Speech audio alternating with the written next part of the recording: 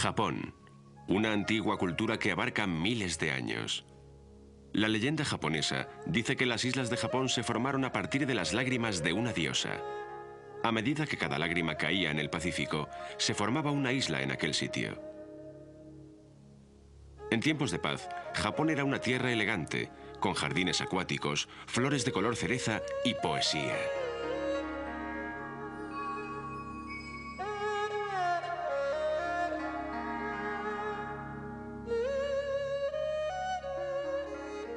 En otros tiempos, fue desgarrada por los crueles guerreros de los antiguos samurái.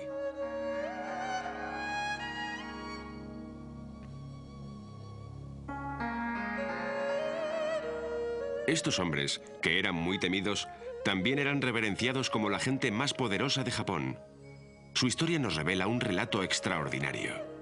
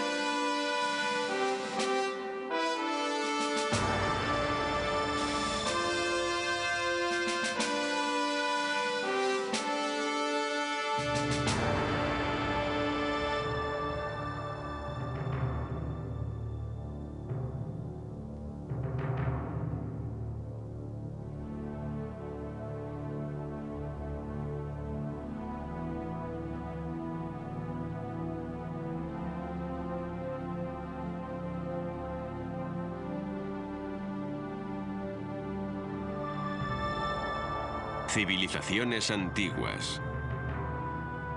Los samurái.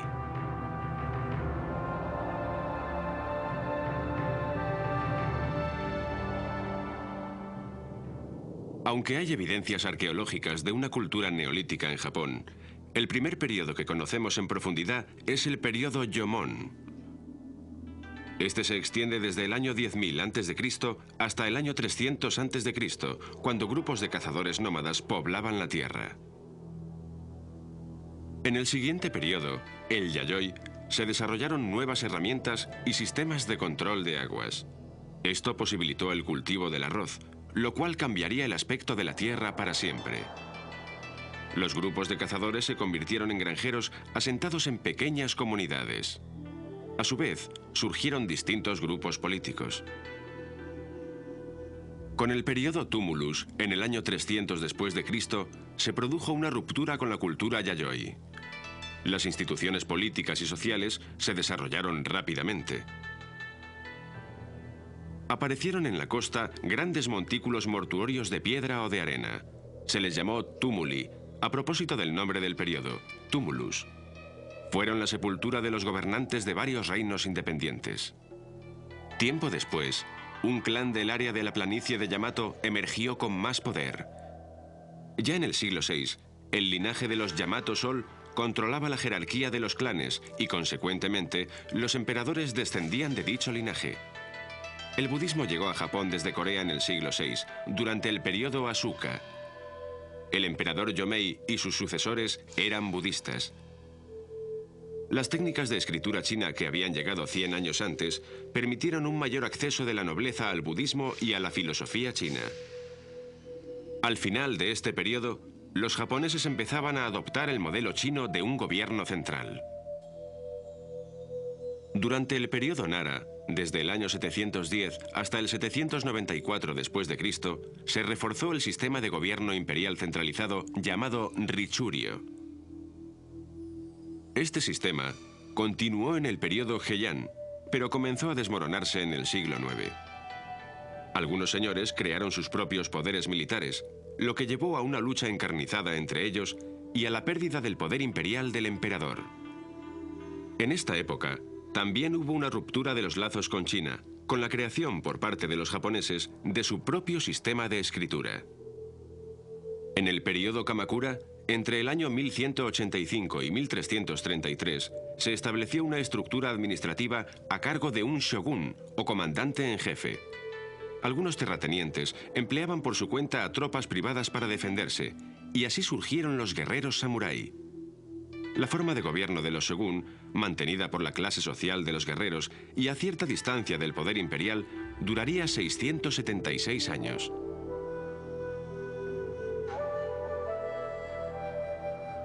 El culto por los samurái continuaría desde este periodo hasta el siglo XX. Al estallar la Segunda Guerra Mundial, el ejército japonés todavía se regía según el código samurái. Este código de entrega fanática, combinado con el culto al emperador, produjo un agresivo espíritu de lucha con el que se conquistaron grandes franjas del Pacífico a principios de 1942. En menos de un año, Japón había conseguido el control del este asiático y del Pacífico Oeste. La ocupación se basó en el culto a los samurái. Finalmente, este apogeo se volvería contra ellos, y con la amarga derrota, se cortaron los últimos lazos existentes con la tradición antigua. Pero esta tradición no murió tan fácilmente.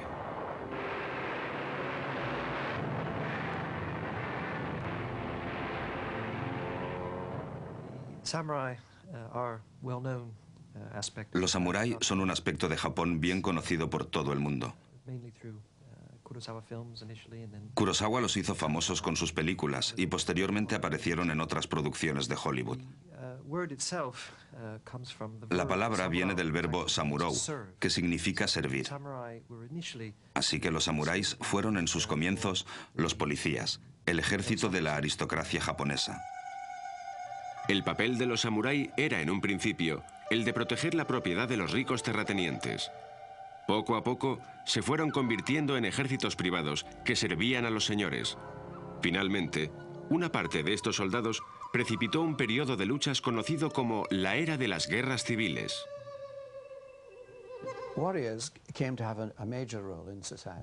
Los guerreros adquirieron una gran relevancia social durante los siglos XII y XIII, al comenzar las guerras civiles entre los clanes principales.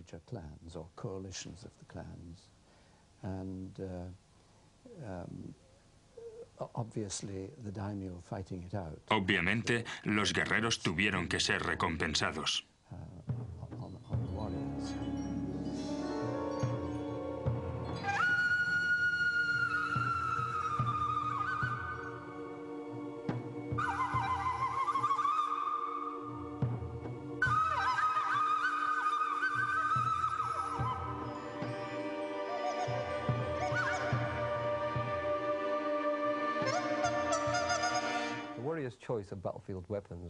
Las armas que los guerreros elegían para el campo de batalla eran la katana, conocida como espada samurái, el yari, la lanza y el naginata.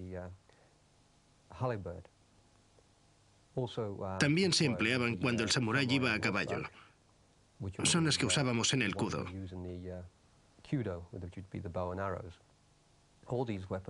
Todas estas armas están vinculadas a los samurái y las utilizaban en la batalla. A pesar de ello, podía llegar el momento en que el samurái quedara desarmado. Por ejemplo, si su espada se rompía o se la arrebataban, entonces tenía que recurrir a la lucha sin armas.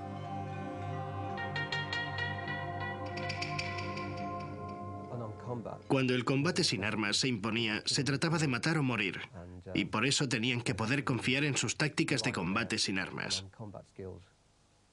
las cuales con el tiempo se han transformado en métodos muy efectivos de defensa propia. Había grandes industrias de manufactura para dar servicio a los samurái y a los ejércitos del Dimu.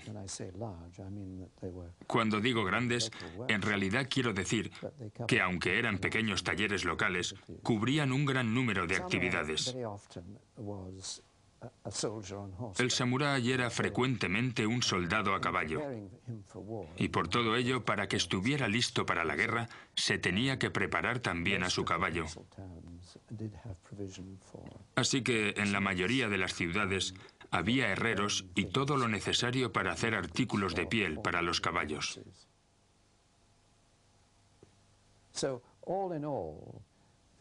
Como consecuencia, la actividad de la guerra y la sociedad de los samuráis dieron empleo en el ramo de la industria a una sociedad que había sido agraria.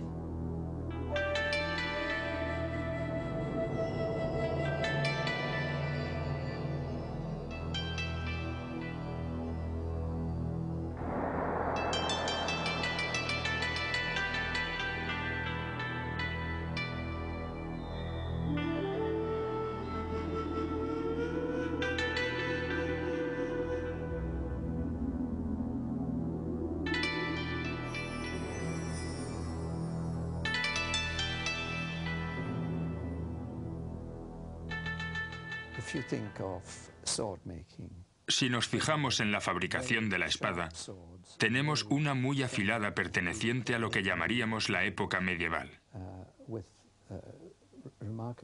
con un equipo bastante primitivo. Incluso los expertos en este campo las consideran excelentes hoy en día.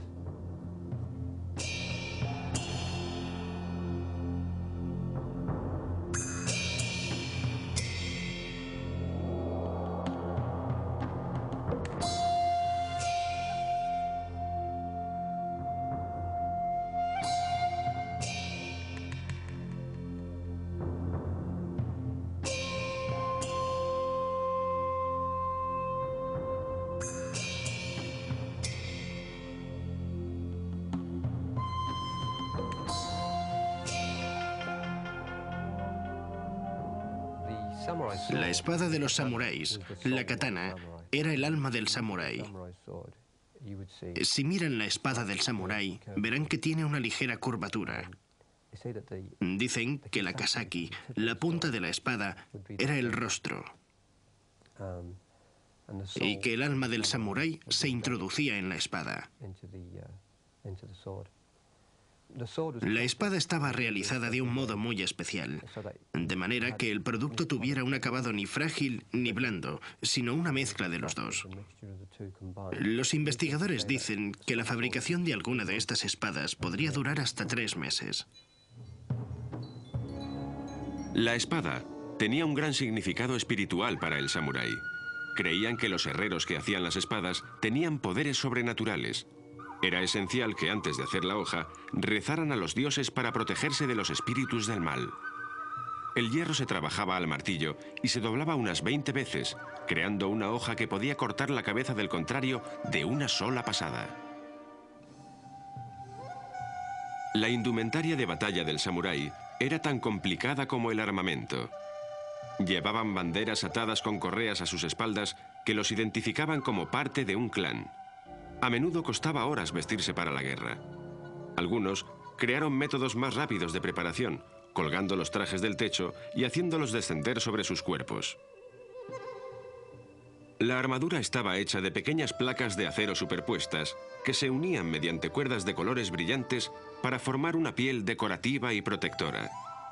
Encima de esto, llevaban un escudo que protegía el cuerpo junto con los guantes, medias y el collarín de acero. Podía verse una gran variedad de diseños llamativos y fantásticos, ya que los jefes militares rivales buscaban estar por encima del otro en estilo y fiereza. La forma favorita de decoración era una laca negra brillante con un baño de oro. Seguramente, el verdadero antecesor de los caballeros Jedi de la película La Guerra de las Galaxias ha surgido de aquí. La armadura, conocida como el yari, la llevaba principalmente el samurái de mayor rango. De hecho, cuanto mayor rango tenían, más pesada era la envoltura. Así que los altos mandos, los generales, los comandantes, eran los que mayor protección llevaban. Ellos serían los primeros a los que intentarían matar.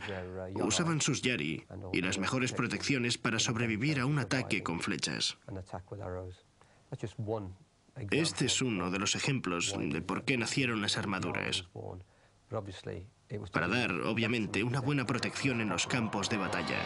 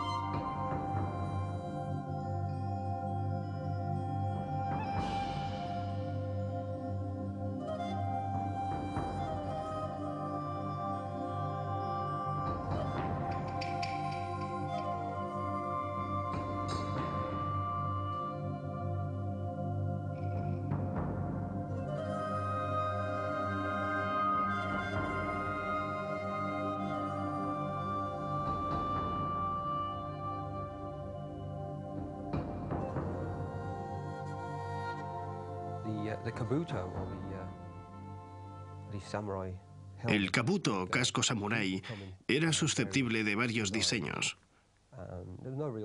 No había un diseño realmente específico. Cada clan tenía su diseño o modelo diferente. Algunos tenían cuernos. De hecho, cuanto más terroríficos eran y mayor maldad aparentaban, mejor. Ocurría lo mismo con la máscara que llevaban en el campo de batalla. Cuanto más horrenda y malvada era su apariencia, mejor. Obviamente esto era para intentar asustar a los contrarios. No solo los samuráis llevaban máscaras de batalla, sino también sus pequeños y resistentes caballos. Incluso los arreos y las sillas estaban decorados con bonitos y complicados diseños. Las máscaras de los caballos de los samuráis, hechas de piel, estaban diseñadas para complementar lo terrible del aspecto del guerrero, proporcionando al caballo la misma expresión estrafalaria. Durante las guerras civiles surgieron naturalmente un montón de clanes diferentes. Los soldados se juntaban y cada clan debía ser mejor que el otro. Así que cada clan tenía su entrenamiento especial, único para ese grupo en particular.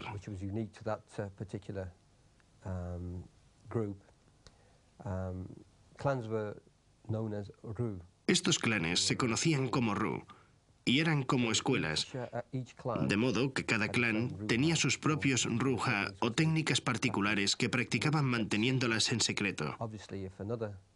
Obviamente, si otro clan o escuela descubría qué técnicas estaban utilizando, le resultaba más fácil defenderse de ellas. Así que las mantenía en secreto, confiando en tener mayor ventaja sobre sus contrarios.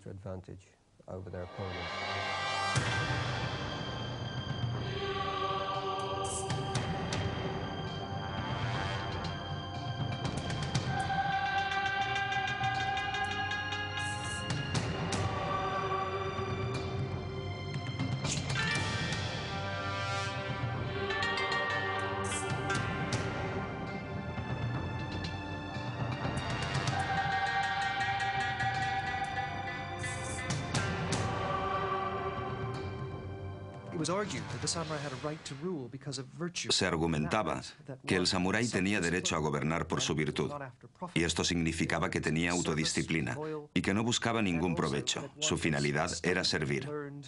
Era leal, y de ese modo llegaba a convertirse en erudito de pureza y virtud. Este era uno de los aspectos del culto. El otro aspecto era que no tenía miedo en absoluto. En otras palabras, que deseaba morir por la seguridad del país, por la seguridad de su señor. Estos dos aspectos, el ser virtuoso y el no estar interesado en sacar ningún provecho como los mercaderes o cualesquiera otros, le daba derecho a gobernar. Al mismo tiempo, había una larga tradición acerca del samurái como un tipo de hombre esencialmente solitario, que consideraba su honor como una cuestión de absoluta importancia. Si su señor era asesinado o alguien se le enfrentaba, buscaba vivamente vengarle. Era una especie de, no exactamente un cowboy, pero sí alguien que mantiene su fiereza y bravura, sin buscar esencialmente entrenamiento, sino más bien un maestro a quien seguir y servir. Japón fue sacudida frecuentemente, no solo por las guerras, sino también por las fuerzas de la naturaleza. El archipiélago japonés se encuentra sobre una de las áreas sísmicas más activas del mundo. La naturaleza envió terremotos, tifones y lluvias torrenciales, causando inundaciones y corrimientos de tierras. Esto implicaba construir edificios que pudieran resistir tales fuerzas. La utilización de paredes delgadas como el papel obedecía al práctico propósito de que las víctimas de los terremotos no quedaran atrapadas bajo montones de mampostería. Todo ello evolucionó gradualmente hacia un estilo más decorativo, utilizando materiales más fuertes. El hecho de que Japón tenga las edificaciones de madera más grandes y más antiguas del mundo indica que ha tenido un gran éxito en burlar a los elementos. Podemos encontrar características arquitectónicas comunes a lo largo y ancho del país a pesar de la gran variedad de climas. La mayoría de las construcciones consisten básicamente en una caja con un gran tejado, que a veces se coloca sobre la mitad de la altura total de la estructura. Las líneas rectas dominan la arquitectura japonesa y las curvas solo aparecen en los tejados y aleros. En el siglo VI se adoptaron la arquitectura china y los planteamientos urbanos. También por entonces llegó a Japón el budismo, trayendo consigo una multitud de rasgos arquitectónicos y culturales. La religión en Japón, tanto en aquellos días como ahora, es un concepto diferente al que estamos acostumbrados en Europa occidental. En el sentido de que no necesariamente hay que creer en una sola firma. El concepto de religión es mucho más flexible. Y por eso la mayoría de los japoneses, hoy y en aquellos tiempos, pueden describirse a sí mismos como creyentes, tanto del budismo como del shinto.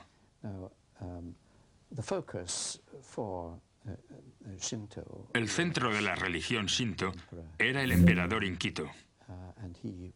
Y se desarrollaron varios rituales en ese sentido. El budismo estaba dividido en una serie de sectas. Algunas de estas sectas eran evangélicas y misioneras. Otras eran mucho más, podríamos decir, académicas.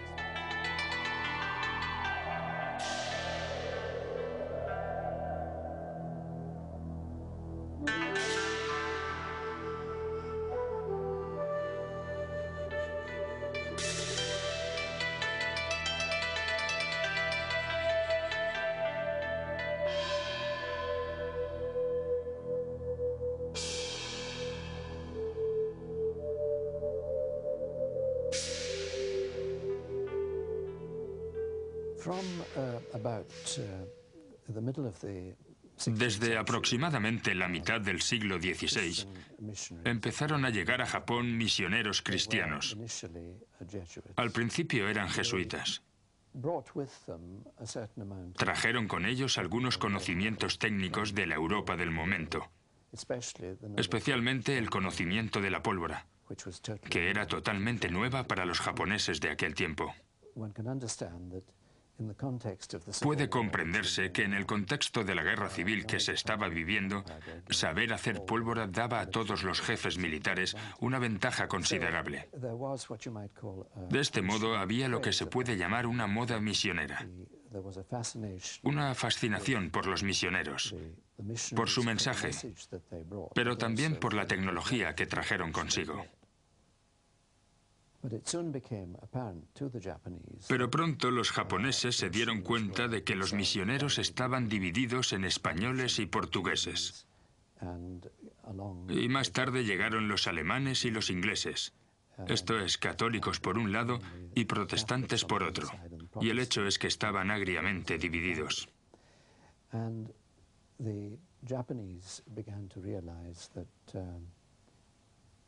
Los japoneses empezaron a darse cuenta de que esto podría ser un peligro, porque todos y cada uno de estos cuatro poderes, poderes costosos, podría ser que al final desearan invadir y hacerse con Japón.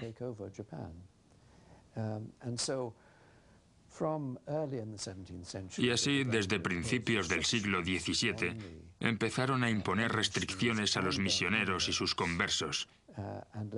Y más tarde, desde mediados de siglo, los expulsaron tajantemente.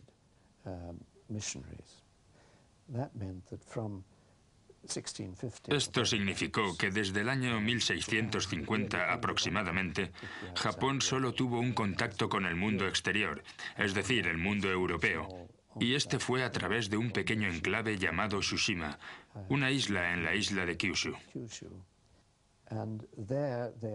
Allí permitieron a una colonia alemana continuar comerciando y enseñando a los japoneses cosas como medicina.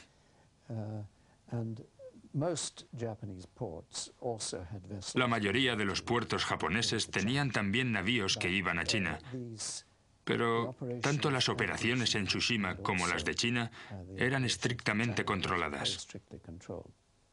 Hubo un largo periodo de aislamiento japonés que duró desde 1650 hasta 1850.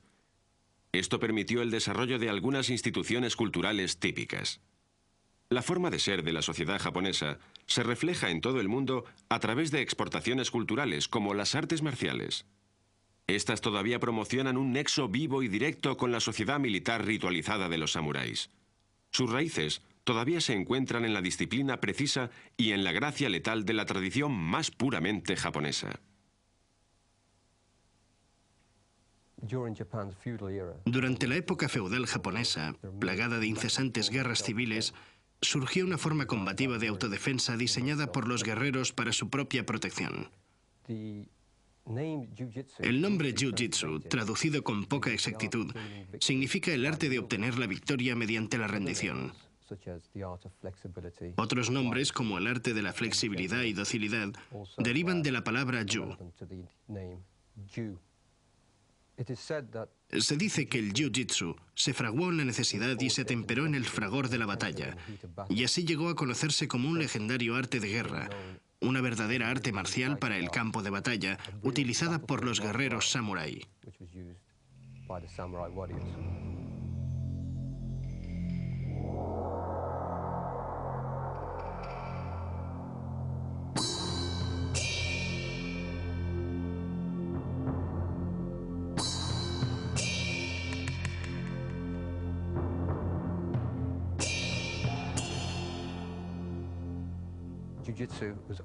Los Jiu-Jitsu eran solo una pequeña parte de los guerreros japoneses, y así se denominaba también el ejercicio y el arte que la clase guerrera practicaba como preparación al campo de batalla. Los campesinos tenían muy poco poder y libertad en la sociedad japonesa. Los samuráis estaban en la cumbre de la jerarquía y solo el hijo de un samurái podía llegar a ser samurái. Podían matar a cualquier persona por el motivo más nimio, sin necesidad de dar explicaciones. En esta época, la administración de la tierra todavía estaba en manos de los daimyo, los señores independientes. Cada daimyo llegaba a ser lo que era por derechos de conquista, utilizando sus poderosas armas de samurái para mejorar su posición.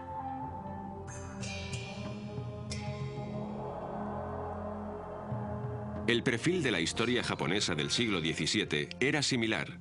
Se creó un vacío de poder a causa de la muerte del jefe Nobunaga en 1598, quien solamente dejó a un hijo pequeño como heredero. La situación política no se resolvió hasta el 1600. Un famoso guerrero llamado Tokugawa Ieyasu se las arregló para derrotar a una coalición de señores de la zona oeste del Japón. Esta famosa batalla es conocida como la Batalla de Sekigahara. Esto hizo de Ieyasu el gobernador de facto del país. No fue simplemente el regente, sino un miembro del Minamoto, la familia Shogun. Después de consolidar su poder, se enfrentó con la difícil tarea de crear un sistema de gobierno viable, no descentralizado, y que fuera su propio y poderoso poder central.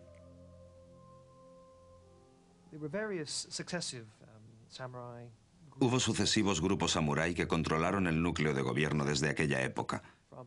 Desde aproximadamente el año 1200 hasta final del siglo XVI, hubo varios periodos de inestabilidad por las guerras civiles como en la mayoría de los países. Pero a principios del siglo XVII, la familia Tokugawa resultó vencedora en una de las batallas más interesantes del mundo en cuanto a historia militar se refiere, ya que fue una de las batallas más importantes ganada con mosquetes. La batalla de Sekigahara capacitó a Tokugawa Ieyasu para asegurarse la primacía sobre todos los contrincantes. Y con ello comenzó la era del gobierno de Tokugawa, el cual creó su propia familia Shogun, que en realidad significa jefe militar.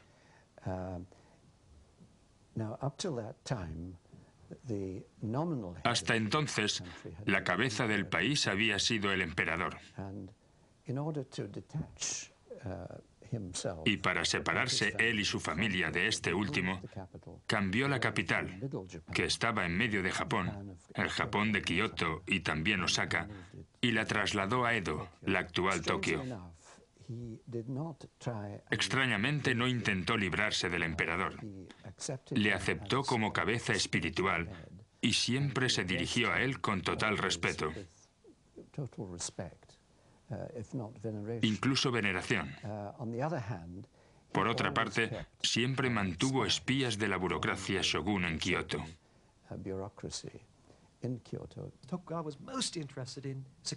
Tokugawa estaba muy interesado en la seguridad, ya que habían alcanzado el poder traicionando a la familia anterior, tomando el control, así que estaban preocupados por la estabilidad.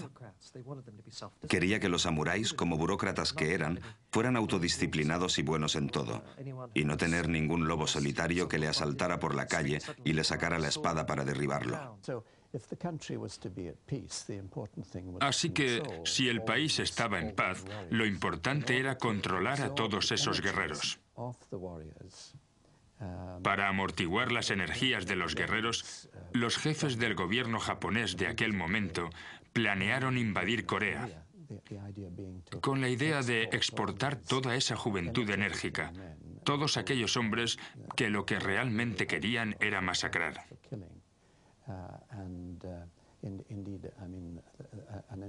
Y en efecto, Corea sufrió una invasión en el año 1590.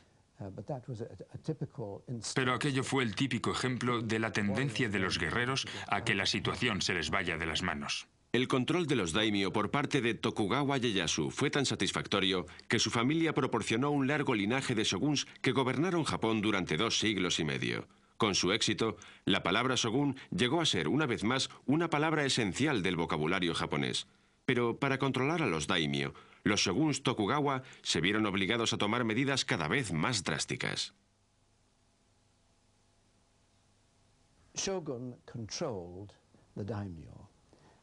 El shogun controlaba el daimyo, insistiendo en que vivieran año sí y año no en Edo, la capital. Esto implicaba que estaban lejos de sus propios territorios y entonces no podían provocar agitaciones para crear sus propios ejércitos y atacar a los Tokugawa. En las épocas en que no estaban en la capital, insistían en que los del daimyo debían enviar a sus esposas a Edo como rehenes. Así, si ellos se portaban mal cuando regresaban a sus propios territorios, se les ajustaban las cuentas a sus mujeres.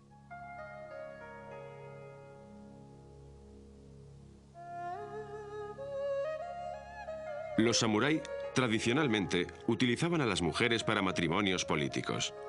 Estos ayudaban a cimentar clanes y diferentes alianzas. El matrimonio político era un arma tan poderosa que Tokugawa Ieyasu lo prohibió a su llegada al poder. A veces, el clan de una mujer pretendía que ésta espiara en el clan de la familia de su marido, creándole una situación de grave riesgo. Era bastante aceptable que un marido tuviera concubinas, pero de su mujer se esperaba que fuera totalmente leal a su señor. Si se la encontraba culpable de adulterio, su marido tenía el derecho de matarla. Las concubinas no recibían mejor trato que los criados. Una de las indignidades sufridas por las mujeres hasta el final del siglo XIX era el vendaje de los pies. La rotura deliberada de los huesos producía una dolorosa deformación. Se pensaba que los pies pequeños eran más bonitos, pero el vendaje enmascaraba un motivo más siniestro: limitar los movimientos de las mujeres. Los jardines japoneses reflejan todos los armoniosos aspectos de la sociedad, su sentido del orden y su elegante formalidad. En tiempos de paz, los jardines eran considerados lugares de moda para que los samuráis se relajaran sumidos en la contemplación o escribiendo poesía. Los jardines creaban un equilibrio entre agua, piedras y puentes, y todavía hoy su estilo refleja la sociedad japonesa.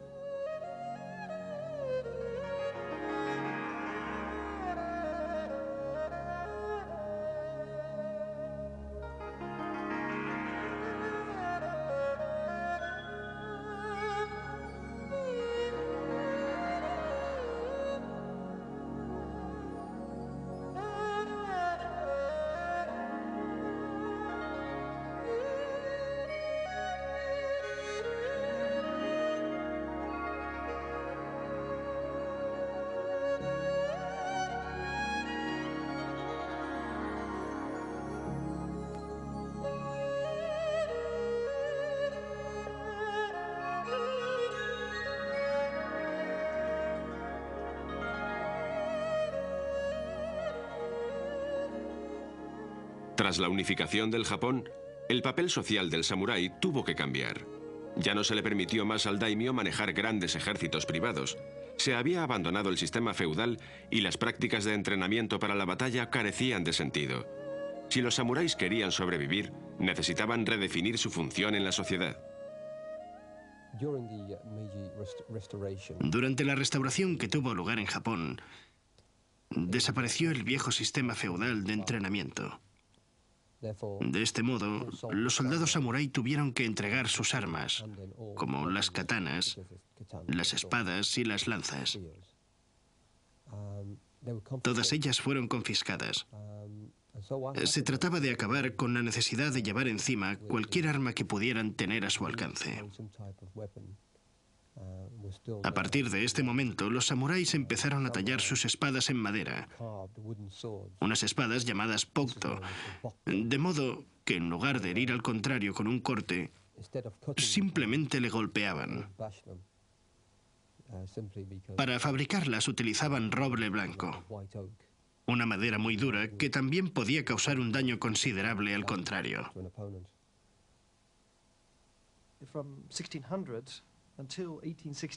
Desde principios del siglo XVII hasta 1868 no hubo prácticamente ninguna guerra significativa en Japón, de modo que las artes marciales desarrollaron muchas variaciones que hoy conocemos no como deporte, sino como un modo de mantenerse en forma.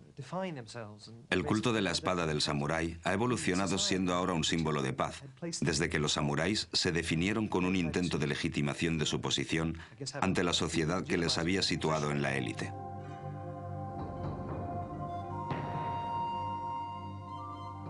Durante este periodo, llamado el periodo Edo, los samuráis se convirtieron en una clase urbana, trasladándose desde el campo a las capitales y ciudades. Aunque solo suponían el 7% de la población de Japón, en el seno de las ciudades llegaron a ser por lo menos el 70% de la comunidad. Los antiguos artesanos, como los herreros, sufrieron un gran declive en su negocio como consecuencia de que se hubiera obligado a los samurái a abandonar sus artes marciales. Pero como los samuráis se adaptaron a su nuevo entorno, la economía de las ciudades floreció.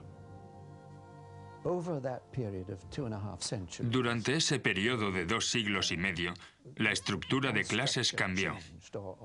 O en todo caso cambió el poder que cada uno de estos grupos tenía. Al principio se trataba de una situación feudal en un clima de guerra o de guerra potencial. Pero luego, después de 2 siglos de paz, los samuráis ya no tenían nada que hacer.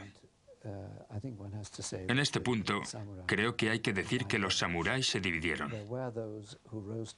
Estaban aquellos que habían prosperado y se habían adaptado a una nueva función social, que podía ser como administradores o como maestros de escuela.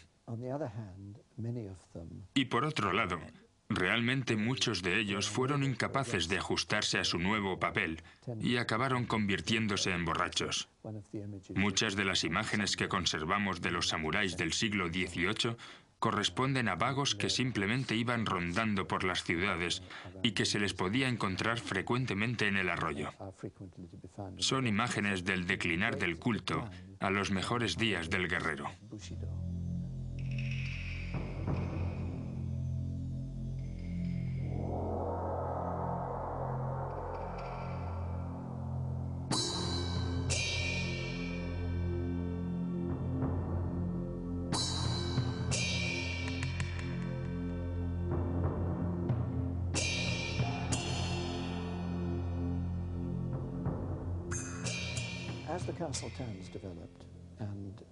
A medida que las ciudades se desarrollaban y que Tokio se convertía en una especie de metrópolis, iba surgiendo una vida cultural que no había existido anteriormente.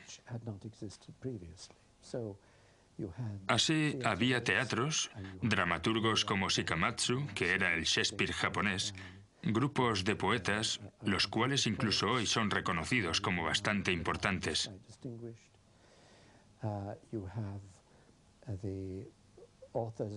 Tenemos también a los autores de los ukiyo-e, pinturas sobre madera trenzada que representan la vida de aquellos días. Tenemos el desarrollo de la música japonesa, etc.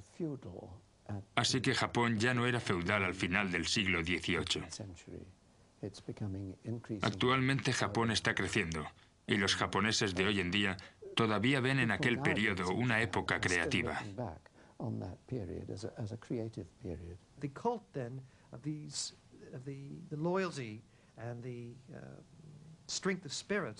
El culto, la lealtad y la fuerza de espíritu de aquellos hombres deseando morir por honor se convirtió en el mito más importante del drama japonés.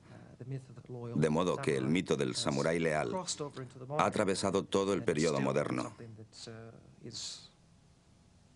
y mantiene su fuerza incluso cuando muchas de las demás cosas han languidecido en el pasado. El emperador Hirohito llegó al trono en 1926 y durante una década Japón estuvo a un paso de involucrarse en una guerra mundial. El aislamiento japonés evitó que padecieran los horrores de la Primera Guerra Mundial y por ello tomaron la decisión de mostrar su fortaleza. En 1931, los poderes militares japoneses ocuparon Manchuria y fundaron el estado de Manchukuo. Los militares estaban cansados de lo que ellos consideraban políticos inefectivos y poco convincentes y decidieron lanzarse a la expansión asiática de Japón. A través de los años 30, el extremismo militar fue creciendo alentado por la tradicional ética de los samurái. En diciembre de 1941, Japón se lanzó al ataque sobre Pearl Harbor, unas colonias americanas en el Pacífico. En menos de un año, Japón consiguió el control del este de Asia y del Pacífico Oeste. La ocupación fue rápida, brutal y salvaje. En guerras siempre se cometen atrocidades, pero el ejército japonés fue célebre por cómo trató a los prisioneros de guerra. Cerca de 20 millones de personas murieron en el Pacífico. Las tradiciones samurái de venganza, junto con su creencia en que la forma más honorable de morir era luchando, hizo del ejército japonés un enemigo imponente.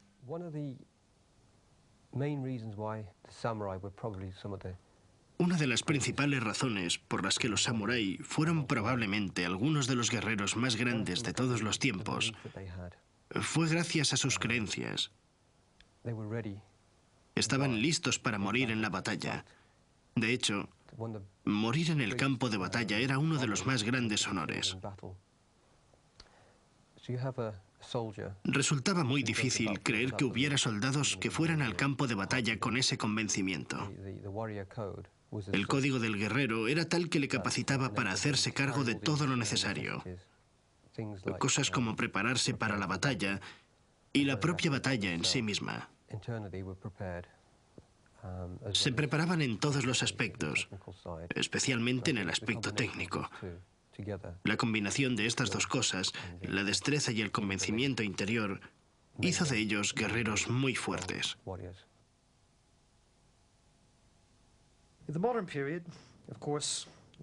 En el periodo moderno, los japoneses sienten la amenaza de los negros barcos americanos y la forzada apertura del país. Muchos de los jóvenes samurái encabezaron el gobierno, la restauración y las reformas que llegaron.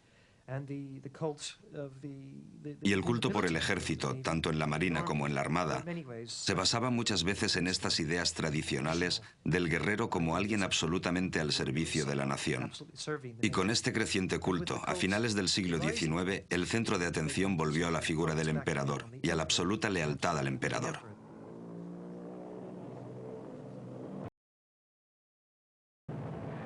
En 1943, todo hacía pensar en la rendición de Japón, con su ejército perdiendo furiosas batallas en el Pacífico.